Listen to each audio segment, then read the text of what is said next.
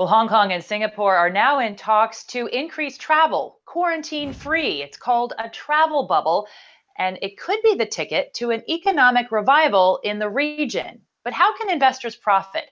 For more, we're going to go to Brian Tycangco of True Wealth Opportunities China. Brian, talk to me a little bit more about how this concept works and also what businesses stand to benefit. Okay, so a travel bubble. I mean, a lot of people are starting to hear about the term travel bubble nowadays, and most people really don't know what it's all about. Basically, it's an agreement between two regions or countries and governments to allow smoother flow of travel between each one of them, whether it's by air or by land. And sometimes it would require quarantine, sometimes it won't. It all depends on their agreement.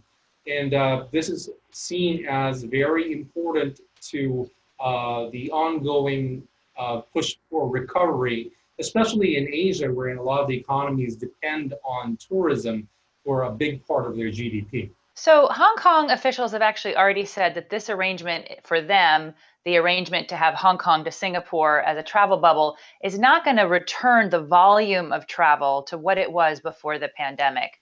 So, I guess I would ask you, what kind of economic impact can this idea really have? So the travel bubbles right now, I mean, there are some people who are saying that travel bubbles won't really go too far to bring back travel volumes, which I agree. That won't happen right away. But I think travel bubbles are going to be the face or play a big part in any recovery towards normal in this kind of environment. You already see a lot of travel bubbles all over the world. India has a travel bubble with 18 different countries, if you can imagine that. Because India has the world's largest diaspora, 17 million Indians living outside of India. And they want to get back home, they want to travel, they want to do business. And if they have an agreement with other countries about a travel bubble, these other countries should be also able to have people visit India. The question is, do they want to? Of course, India now ranks as one of the highest in terms of cases in the world of COVID infections. So you bring up kind of an interesting point. You've got to have demand for this to work, right? And we've seen that demand has really plummeted with the restrictions.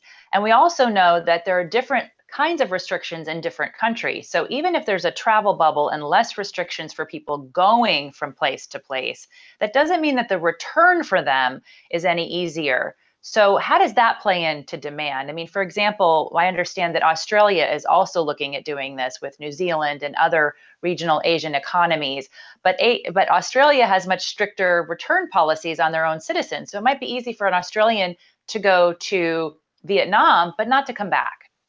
Yes. So the travel bubble itself is important in terms of establishing the rules and norms that will allow smoother flow of travel between countries. Again, it won't be the same for every country. Australia and New Zealand would have different rules than would say Hong Kong and Singapore, or Singapore, Malaysia, and Brunei. They're also planning a travel bubble. Now, what's important is people start getting out there, because a lot of people really want to travel. A lot of the world wants to travel. It's getting more comfortable and confident about being able to travel, that when you have this so-called bubble, you're relatively safe. And that would be very important for a lot of economies, especially in Asia. You have four economies in Asia that are, that rely on travel and tourism for 20% of their GDP, at least 20%. The rest, I mean, the entire world relies on tourism for 10% of the world's GDP, almost $9 trillion.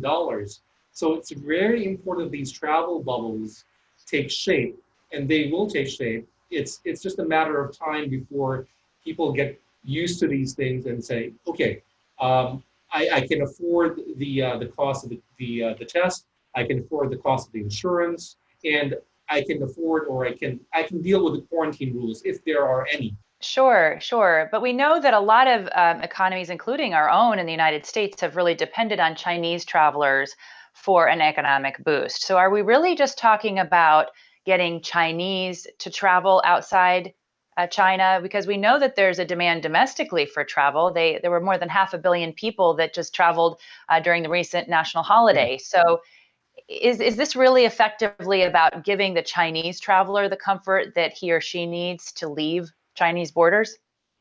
I think in a way it is. Looking at some of the travel bubbles, travel corridors set up or being set up right now, and a lot of them do include China, but it always has a sort of like a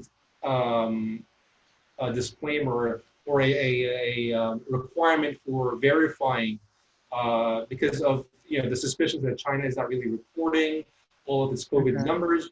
But then you need the Chinese tourists to really go out. Question is, are they comfortable or are they confident enough to go out of China and venture into the outside world and start touring again? And knowing that there are places out there that still have raging cases of COVID infections.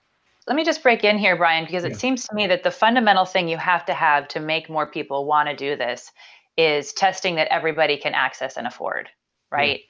How close are the Asian economies to that? Are they closer than the United States is, for example? I mean, we still we're closer to an approved test, but we still don't have the ease. You still have to go to a doctor to administer it. There's talk of at-home tests, but how close are they to being able to use that experimentally so that we can see really if that increases commerce and travel? So far, I think we're still a ways away from like a 5-minute or 10-minute test that we can actually use for practical purposes in traveling. Right now, for example, I'm planning to travel with my kids to a beach in the southern Philippines, and I need to get a test. I think a week or 2 weeks prior to that, and I'll have to take a fast test before boarding the plane. So these are inconveniences that we can live with since we're traveling within the country. But if it's required for traveling outside of the country, then we'll have second thoughts.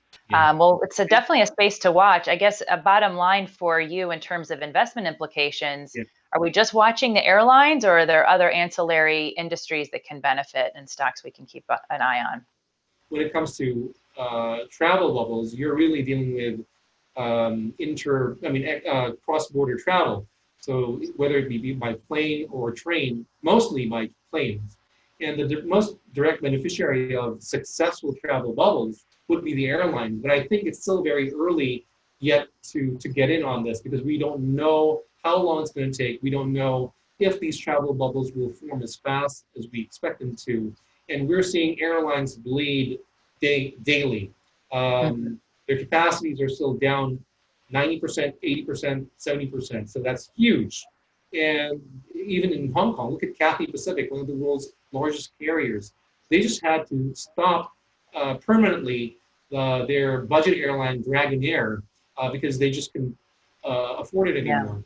And Cathay is still flying at below, I think they only flew like 10% of their usual capacity last month. So, bottom line, these airlines are going to be the first ones to benefit if this takes off, but it's still too early. Well, I know you'll be keeping an eye on it. Thanks to you, Brian Tycangco of True Wealth Opportunities China. And if you'd like to catch up with any more Stansberry research content, please take a look at all of these social media platforms where you can find us. That's all for now. Thanks for watching. I'm Jessica Stone.